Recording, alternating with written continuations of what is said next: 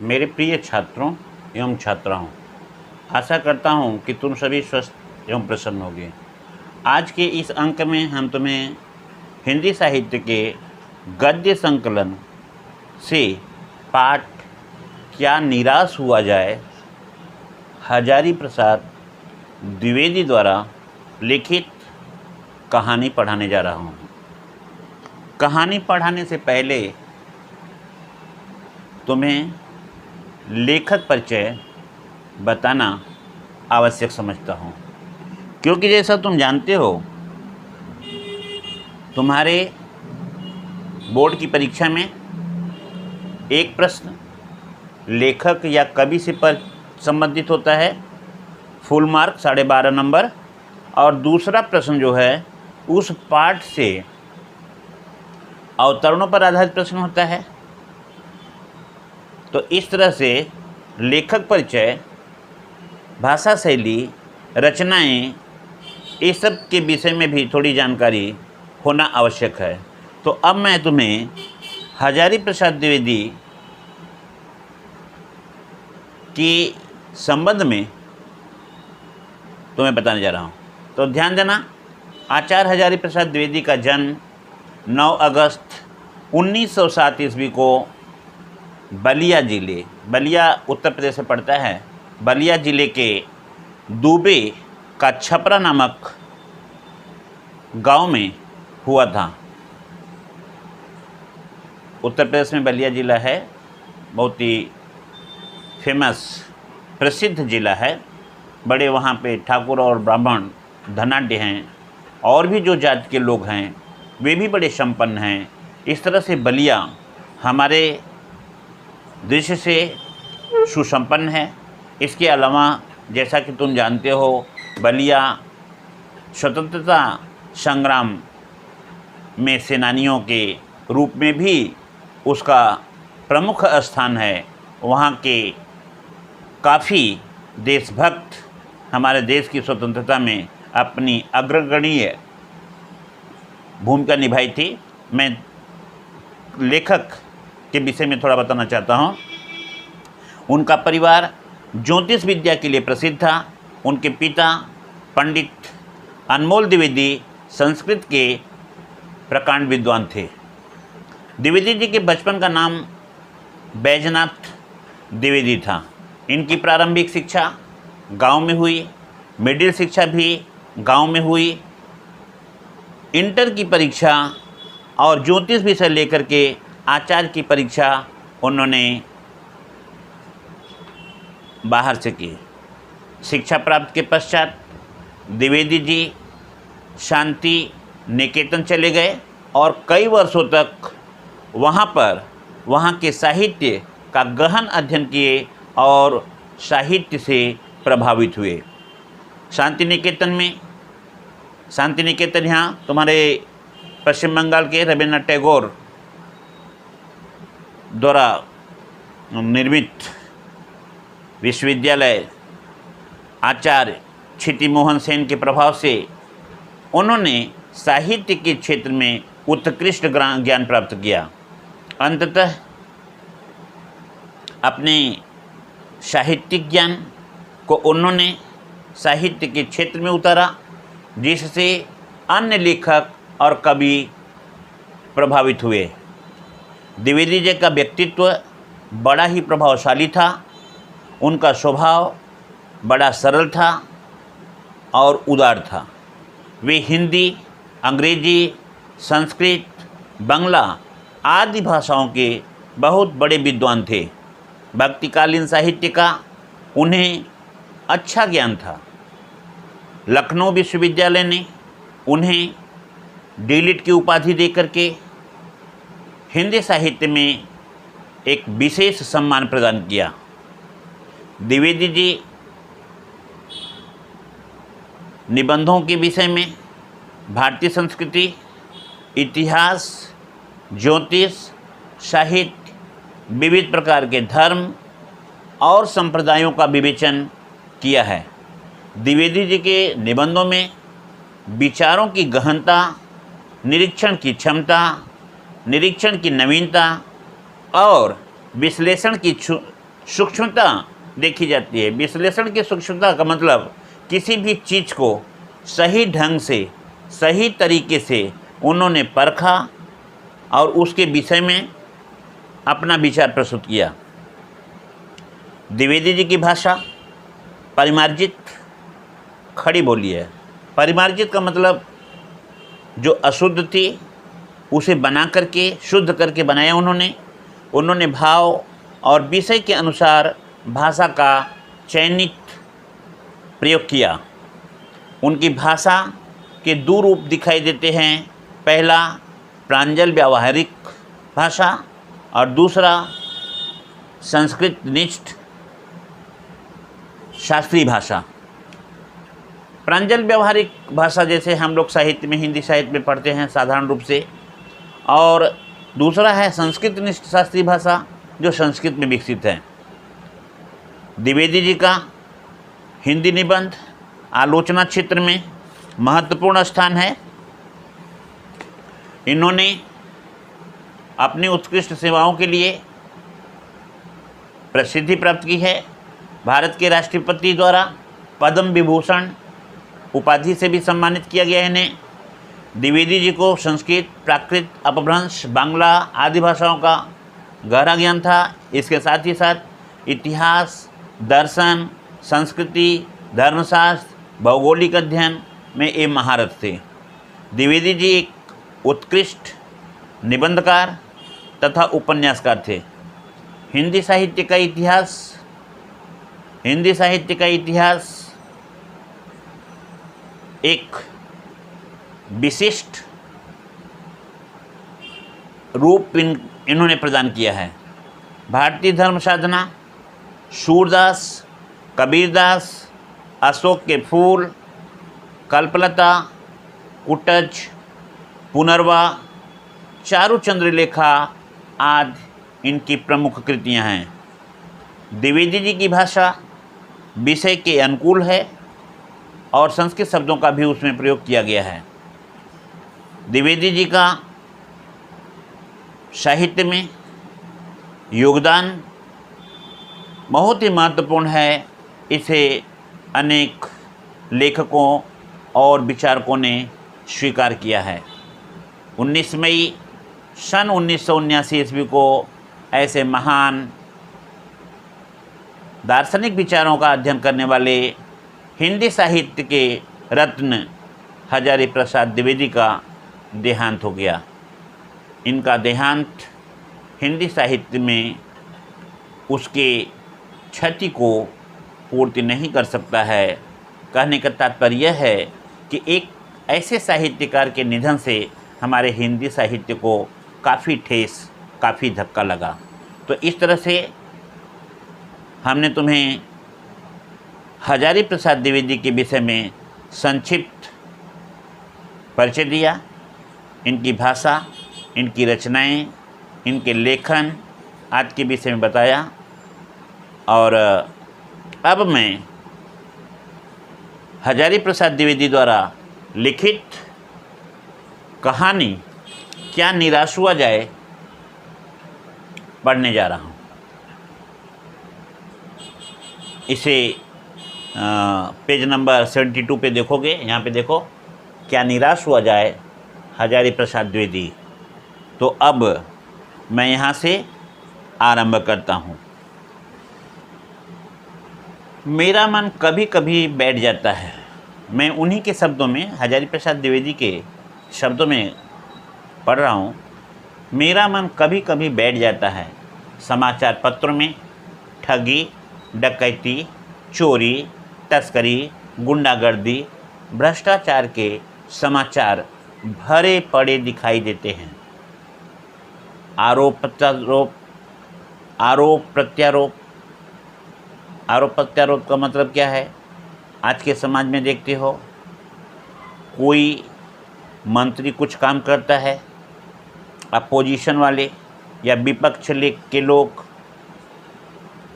उसके किए गए कार्यों की गुणवत्ता को नहीं दर्शाते हैं, बल्कि उसमें अवगुण क्या है, उसकी बुराई क्या है, उसके तह तक जाना चाहते हैं।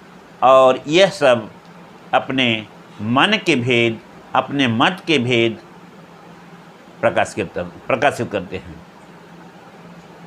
तो आरोप और प्रत्यारोप का कुछ ऐसा वातावरण बन गया है कि लगता है देश में कोई ईमानदार आदमी ही नहीं रह गया है। हर व्यक्ति संदेह की दृष्टि से देखा जाता है। जो जितने ऊंचे पद पर है उनमें उतने ही अधिक दोष दिखाई देते हैं। लेखक का कथन है कि वह अखबारों में, समाचार पत्रों का मतलब हो गया समाचार प्राप्त करने वाले जितने भी साधन हैं, चाहे वह हिंदी समाचार पत्र हो, अंग्रेजी समाचार पत्र हो, उर्दू समाचार पत्र हो, बांग्ला समाचार पत्र हो, सभी समाचार पत्रों में उसी तरह की विचारधाराएं पढ़ने को, सुनने को मिलती है। देश में कोई ईमानदार आदमी ही नहीं रह गया है। हर व्यक्ति को एक दूसरा व्यक्ति संदेह की दृष्टि से देखता है।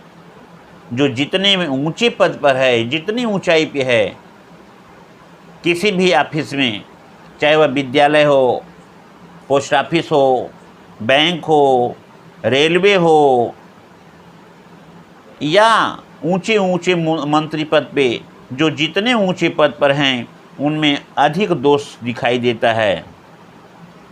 एक बहुत बड़े आदमी ने एक बार मुझसे कहा, चूँकि यह कथन हजारी प्रसाद द्विवेदी का है इसलिए मैंने तुमसे कहा कि पहले ही बता दिया कि उन्हीं के शब्दों में मैं तुमको बता रहा हूँ।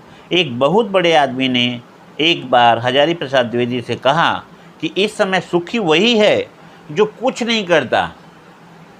सुखी वही है जो कुछ नहीं करता, सुखी वही है जो कुछ नहीं बोलता, सुखी वही है जो दूसरों के लिए कुछ भी नहीं करता। दुखी वह व्यक्ति है जो कुछ करता है, दुखी वह व्यक्ति है जो सच्चाई के साथ लड़ता है, दुखी वह व्यक्ति है जो ईमानदारी का साथ देता है, दुखी वह व्यक्ति है जो धर्म पुराण की बात करता है। ऐसे लोग दुखी हैं। यहाँ कहने का तात्पर्य है कि आज के युग में सुखी वही है जो अपने धर्म, आचरण, सभ्यता या सत्यता को छोड़ करके इसके विपरीत अवस्था में कार्य करता है, उसके पक्ष में बात करता है।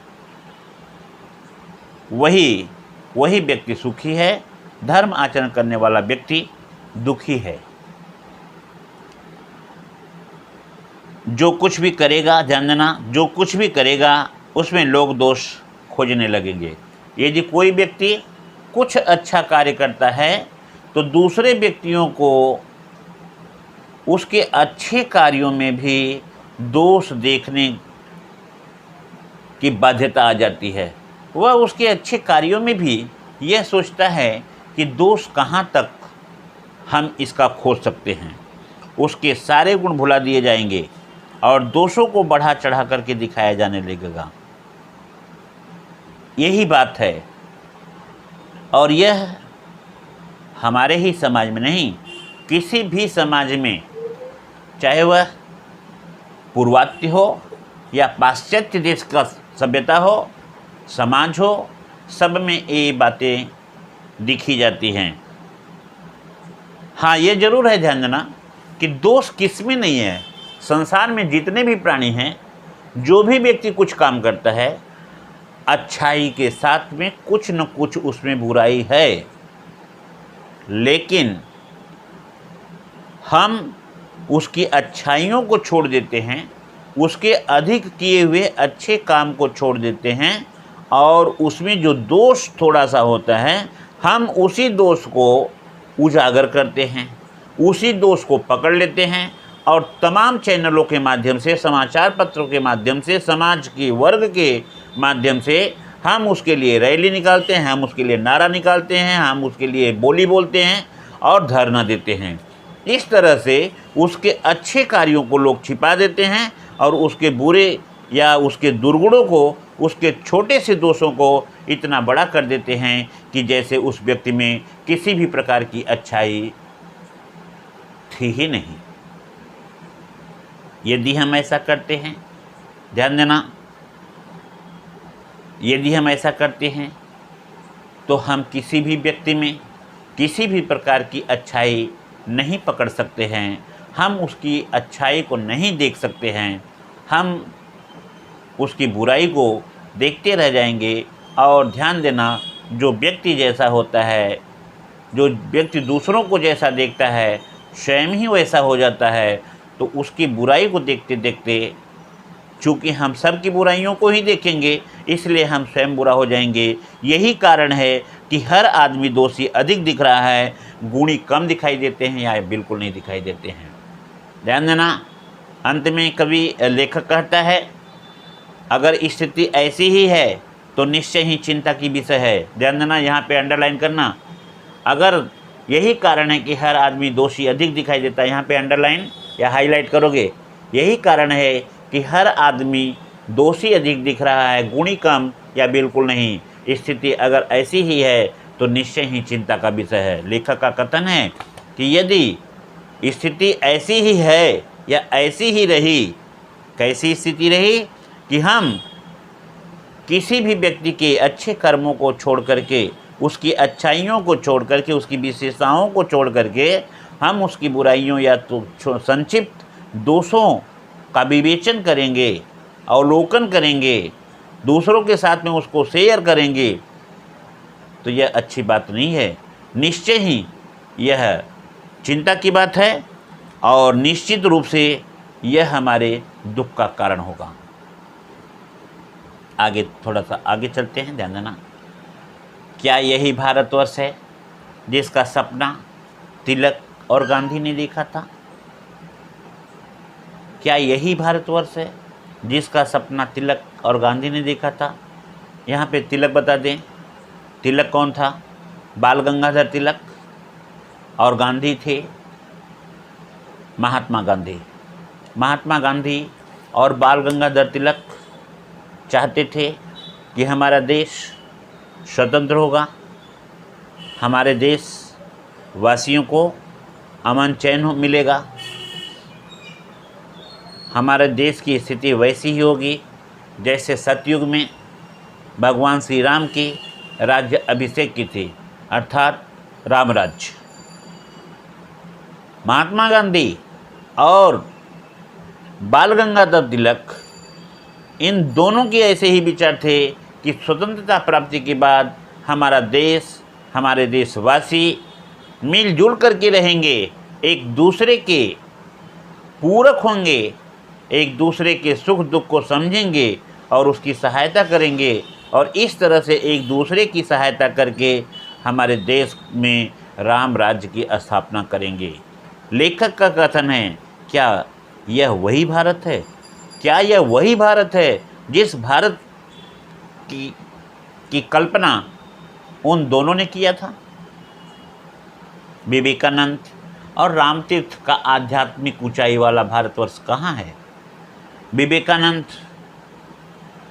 ध्यान देना, विवेकानंद का बचपन का नाम नरेंद्र था। वह बड़े ही साहसी और बड़े ही विद्वान थे। यही कारण है कि अमेरिका में जब शिकागो में सर्वधर्म सम्मेलन का आयोजन हुआ तो भारत की तरफ से, भारत के पक्ष को रखने के लिए सभी ने विवेकानंद को चुना कि वह भारत के विषय में उस सर्वधर्म सम्मेलन में अपनी बात बताएंगे, भारत का मान सम्मान बढ़ाएंगे। वही हुआ जो लोगों ने कल्पना किया था, और स्वामी विवेकानंद गेरुआ वस्त्र धारण करके शिकागो में गए और अपने धर्म सम्मेलन का, अपने हिंदू धर्म का इतना बढ़िया सा उन्होंने परिभाषा दी, उसकी व्याख्या दी कि लोग सुनते रहे, मंत्रमुग्ध हो गए। और यही नहीं, जहां उनको संक्षिप्त समय मिलने वाला था बोलने के लिए, उन्हें पूरा समय दिया गया और वह कई दिनों तक बोलते रहे।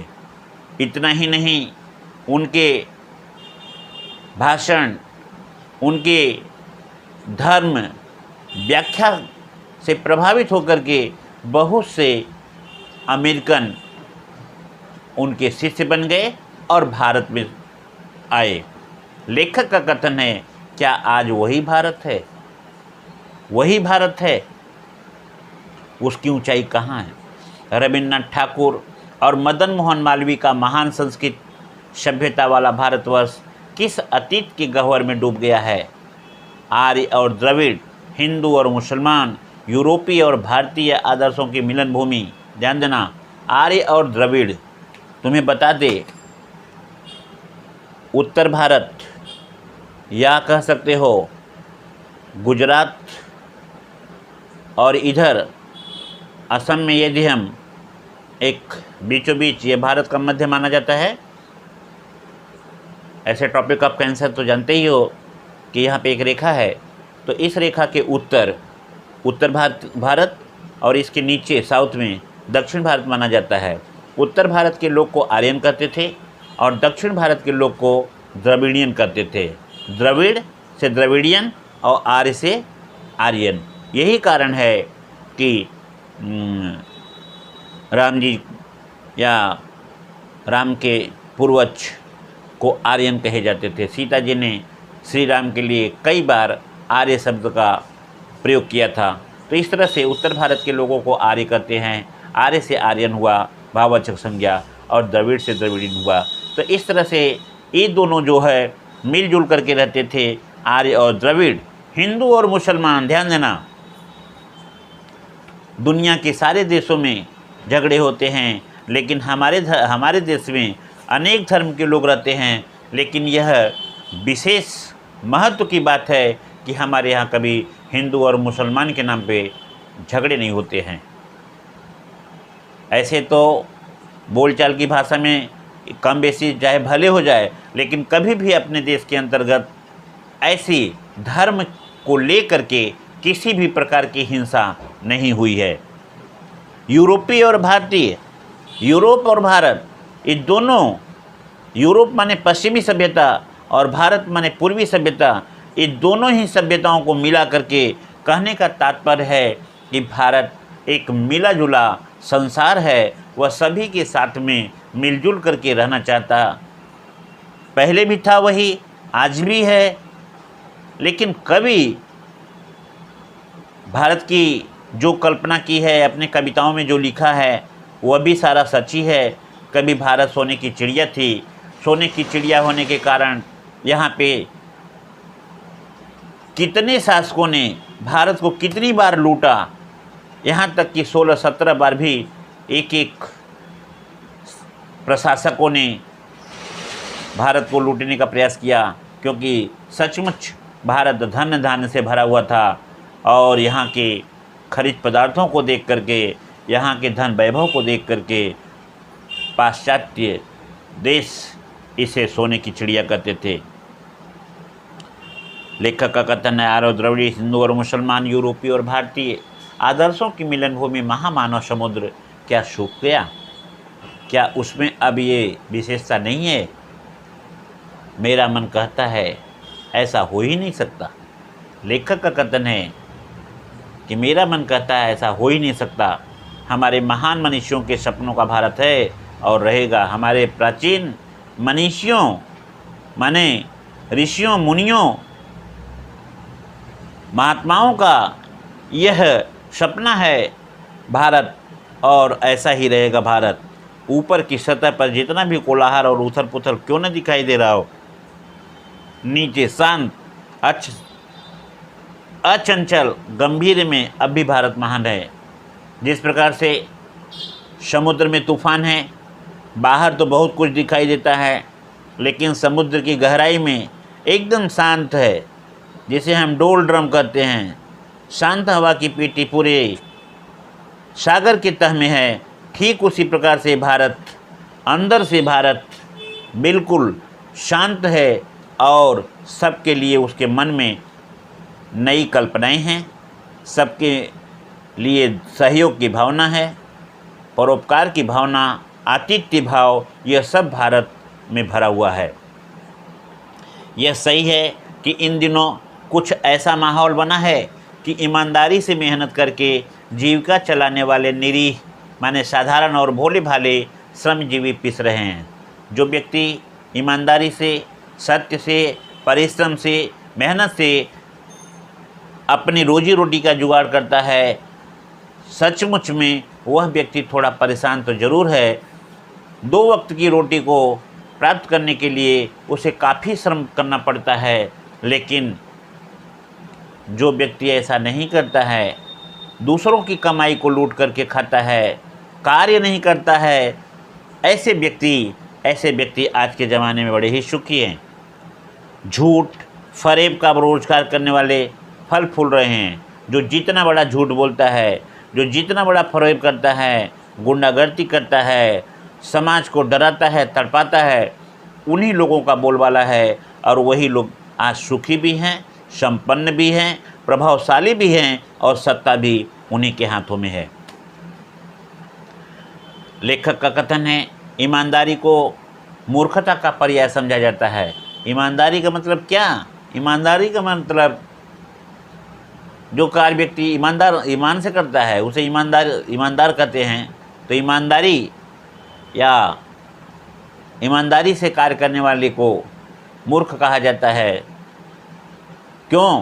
क्योंकि ईमानदारी से कार्य करता है तो वह जीवन में कभी सुखी नहीं रहता है। बस वही है, अपने 2 वक्त की रोटी को जुटाने में, जुगाड़ने में, परिवार की देखभाल करने में सारा उसका समय नष्ट हो जाता है। वह कुछ भी बड़ा या अच्छा आदमी नहीं बन पाता है। सच्चाई केवल भीरू और बेबस लोगों के हिस्से में पड़ी है। सच्चाई किसके लिए है? सच्चाई जो भीरू का मतलब होता है जो डरपोक है, बेबस माने जो दूसरों के बस में है, इन्हीं लोगों के हिस्से में यह पड़ी हुई है। ऐसी स्थिति में जीवन के महान मूल्यों के बारे में लोगों की आस्था हिलने लगी है। बात नई नहीं है। इसकी विविधता शायद पहले कभी इतनी विकराल होकर के नहीं प्रकट हुई। आज से 400 साल पहले बाबा तुलसीदास जी ने भी कुछ ऐसा ही माहौल देखा था। वे व्याकुल भाव से कह दिए, सीदत साधु साधुता शोभती, सीदत साधु साधुता शोभती, खल बिलसत द्रुत मति भई। इस तरह से ध्यान देना। आज मैं यहीं पे इस पाठ क्या निराश हुआ जाए को संपन्न करता हूँ। इसके बाद जो दूसरा अंक होगा उसमें मैं कहानी का दूसरा भाग तुम्हें पढ़ाऊँगा और उसे समझाऊँगा। तब तक के लिए तुम एक बार कहानी को पढ़ते रहना, क्योंकि कहानी को पढ़ना, थोड़े जो कठिन शब्द हैं उनको भी समझना और देखना तुम्हारे लिए ज़रूरी है। तो आज मैं यहीं पे अपना व्याख्या पूर्ण करता हूँ और तुम सभी को धन्यवाद देता हूँ।